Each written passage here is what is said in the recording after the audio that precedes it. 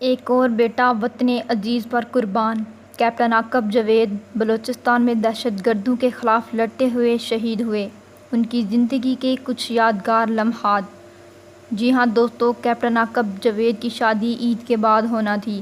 صارفین کا بہادری کا مظاہرہ کرتے ہوئے ملک پر قربان ہونے والے کیپٹن عاقب کو سلوٹ۔ بلوچستان کے دستے پر دہشت گردوں نے حملہ کر دیا۔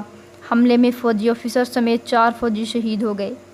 سلام ہے ان ماؤں کو جن کی گود میں یہ شہید اور غازی پرورش پاتے ہیں۔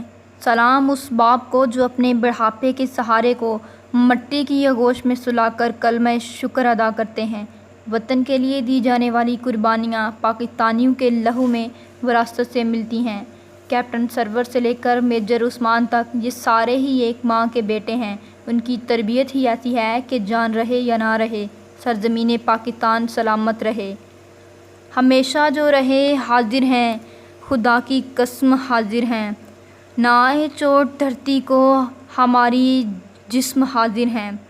پاکستان ہماری جان، مال اور ہر رشتے سے زیادہ عزیز ہے۔